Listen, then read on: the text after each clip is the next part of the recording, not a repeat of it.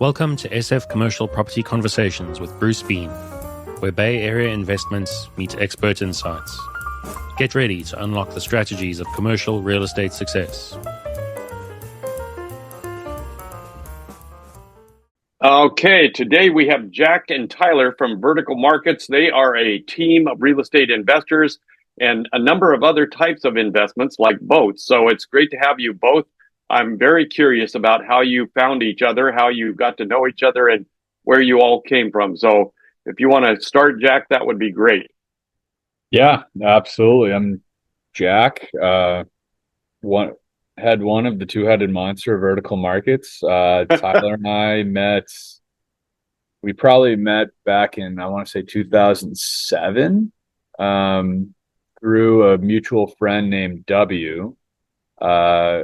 When Tyler and him were roommates in college, and so we became friends through that, and then we both, through just different circumstances, ended up moving down to the Rhode Island area. So I was living in Providence, and he was living the town over. So we started hanging out more then. We got into brewing beer, so we started brewing beer together, making just the nastiest, worst beer that you could possibly drink. And it was a good partnership because he'd come over, we'd make two batches, and then that way you could split the batches, so we each got two beers instead of having 50 of just one beer. And then then from there he got married, boogied down to Charleston, and I made my way out to the West Coast in 2015, and I've been in Huntington Beach ever since, and he's been in Charleston ever since. Yeah, and you've been buying and kind of selling different real estate things. And actually, it sounds like the last sale you made, you bought boats out of it. Yeah, so I think, like, we both started reading some real estate books and started getting interested in it probably in like 2018, when we each finally had a little bit of money coming in from work, and we're looking for like a way to leverage that income. And we started researching a bit more and talked about forming a partnership, and nothing too planned. We kind of fly by the seat of our pants a little bit. Yeah, so we started in. I'd always liked the idea of, in theory, right? It sounds great that you can rent a place to somebody. They'll pay it for you. They'll pay the mortgage for you with plus some upside, and it's as easy as that, right? You don't have to do anything. There's nothing goes wrong. No one calls you in the middle of the night, and we just dove in. We bought 3 properties very quickly. Subsequently, 2 more a year after that, and 3 of them were Section 8, subsidized by, it was in Charleston. They're very cheap, but they're subsidized, by the county, right? So that part was nice. We just found that it was great for a while, but that type of tenant, there was just more risk, the variability in the success of the tenants there, and some of them, were catastrophically bad for us, but Jack and I don't put a lot of pressure on ourselves here. We were never hemorrhaging money or losing money, just headaches and bumps in the road that you deal with. So it's been a fun thing. And then onto the boats, we sold the Section 8s last year, and I just had a side opportunity come up where we're able to buy valuable boats that were, needed some repairs and flip them due to the hurricanes. So we're just doing a 6-month kind of trial of that. But broadly and overall, our strategy is very much to just expand our real estate holdings, and over time. None of us, are looking for an income out of the company now. I think we just hope to have a nest egg someday.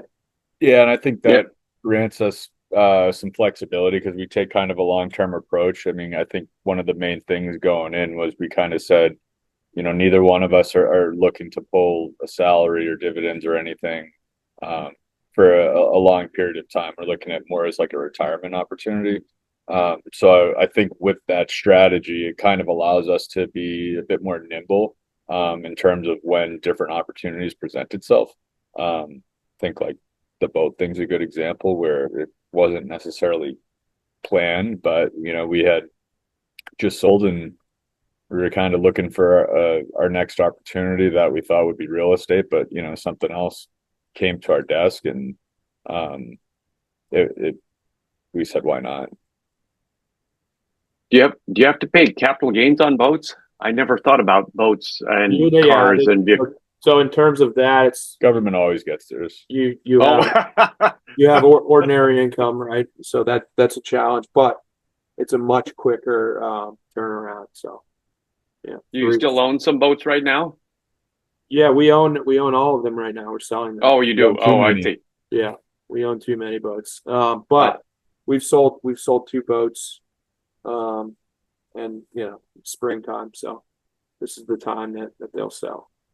Yeah, it's time. Everybody's looking for a boat now, and time to get out there and get your boat. Yeah, exactly. And a good example of us pivoting and doing it at different angles.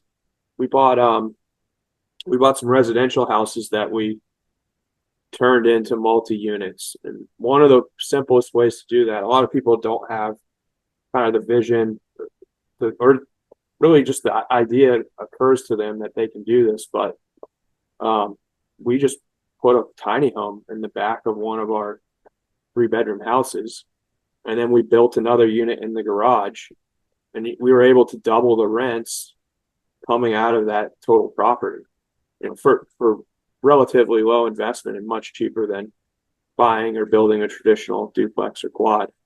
So that's a play I still like. And there's permitting challenges related to that, especially if you can short-term rent, 1 or 2 of those units. Oh, right. So you got to be in the right zone or areas where they allow that. Most desirable zones now are 30-day minimum rental, unless you have a special permit. Right.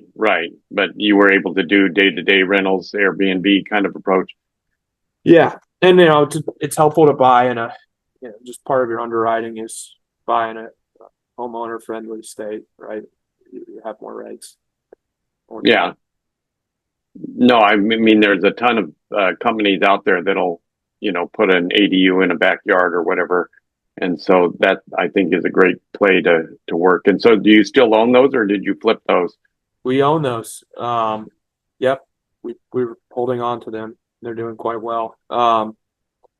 Big, look like a normal house in a normal suburb neighborhood, but they have 3 units inside of them. So that's kind of fun. And I think, yes, the ADU thing, I agree, but a tiny home you can literally get on a trail, like on a trailer, Right. roll it in, hook it up, and it's kind of a novel thing for some people. Love the aesthetic and the vibe of it.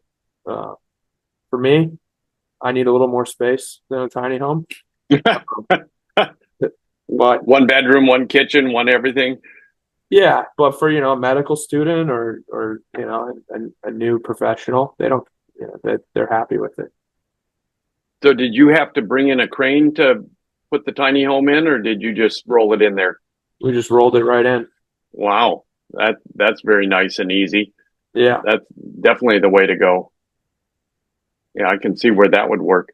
How much did a tiny home cost? Can I ask? yeah. It was like unfinished 30,000, and then kitting it out, it's like 15 more, something like that. So 45 total. Yeah, putting cabinets in, and we made it nice, right? So Got to get special appliances for it. all So what size did you end up with? That sounds pretty big, actually. it's It wasn't that good. 400 square feet or Yeah, something. not even. So decent Oh, size- okay. decent So it was size sort of for a tiny home. 1 bedroom, 1 kitchen kind of thing. Yeah, it's like a loft bed, It's lofted.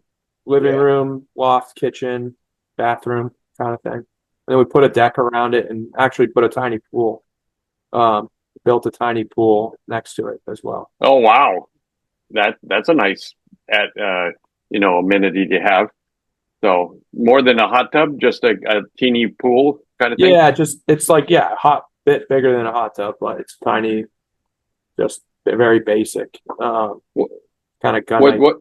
What city was this then? This must be where it's warm someplace. This is in Charleston, South Carolina. Oh, okay. Yeah, Charleston. I don't think I've ever been there, but I've heard just great stories about Charleston being a great city. Oh, it's a great. Yeah, it is. It's a beautiful, great for tourism. Especially owning property there, and that's where I live, and I love it. Yeah. So you own the 2 houses in Charleston? Mm-hmm. Oh, that's great. That's a cool approach. So you think you might do some more of that, it sounds like. Yeah, I think so, because you can, maximize your rent per square foot, right?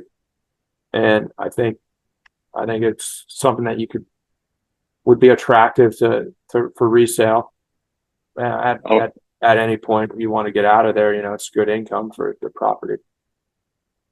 Yeah, no, exactly. So I don't know the Charleston market, but being kind of the popular city it is, I'm sure homes are not inexpensive there.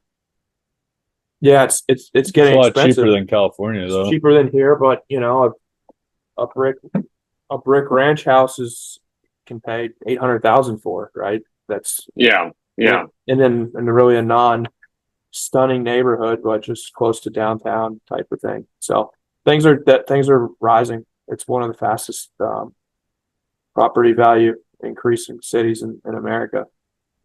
Well, that's what we want, right? Appreciation. That's right. Yeah, it's a great place to own and hold right now. Great place to own and hold. So just for fun, what sandwiches do each of you like? Yeah. Turkey sandwich. Just a basic turkey sandwich from Subculture. Oh, from Subculture with avocado in it and so forth. And Dutch crunch bread. Got to have it.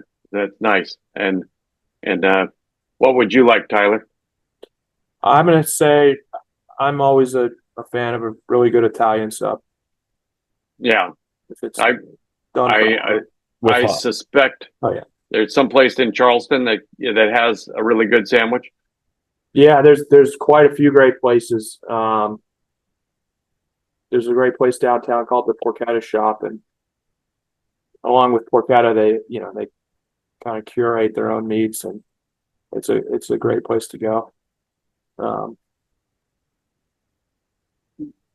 you'd love to sit down with you'd love to sit down with Theodore Roosevelt and have a Italian sandwich with Theodore. That'd be an interesting combination.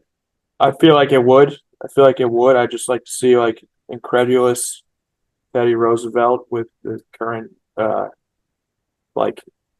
just everything happening in America, and just like new technology and global political environment, and just see how he would react to that. I think it'd be interesting. Yeah, it'd be a very interesting conversation. I mean, what do you think Teddy would make of the current administration? I think he'd like it, wouldn't he? I actually think he'd be aligned. He was a tariff president, and very much a speak softly, carry a big stick type of guy. So right. He might approach things with more decorum than current Mr. President, but I think they're aligned on a lot of policies. Yeah, the national parks might not be one they'd be aligned on, but conservationism, I think there might be some issues with, but definitely doing things a different way. Yeah, no, he was kind of a contrarian, all in his own, for sure. But anyway. And Jack, you wanted to go back and talk to some of your Irish ancestors? Yeah, I think that would be cool to hear what it was like where part of my family came from, and what life was like back in the 1800s and the old country. Yeah. No, have you been back to Ireland? I went once to Dublin 15 years ago. Oh, a while back. How was it? It's great. Yeah, I definitely like to get back out there and do some long-term travel there and get to know it a bit more.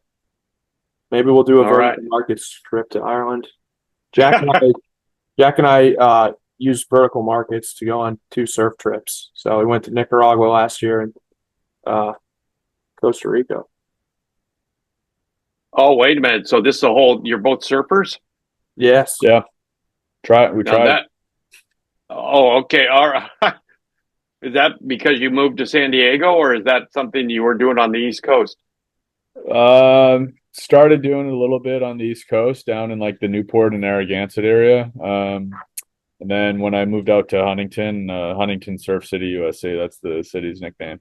And was able to get into it a lot more. And I actually went out yesterday on Sunday. It was very enjoyable. Caught a bunch of waves.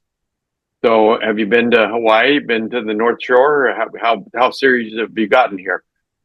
Yeah, I've been to Hawaii to surf, Peru, Costa Rica, Nicaragua. Wow. So yeah, been a decent amount of places.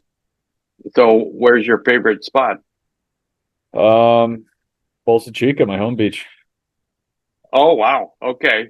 Are you right near it in San Diego? In Huntington Beach. It's in Orange County. Oh, yeah. Okay. All right. Yeah, that's a beautiful area for sure. And so this looks like is this your office space behind you? Yeah. Cool Yeah, building. we're just in an office space right now. Oh, nice. Wow. I like it.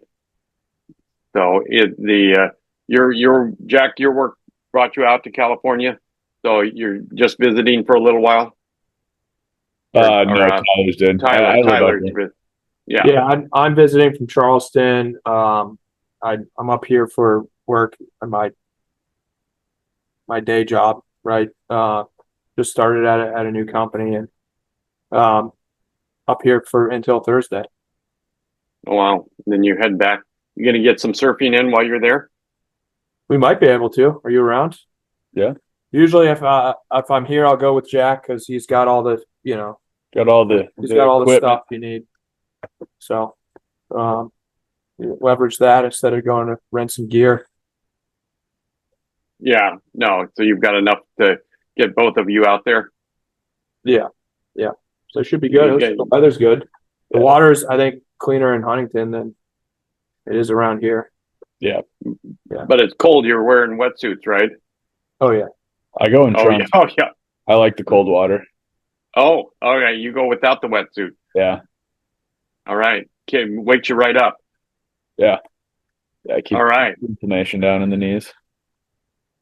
Nice. Oh, the inflammation down in the knees. Oh, okay. All right. That's a good system.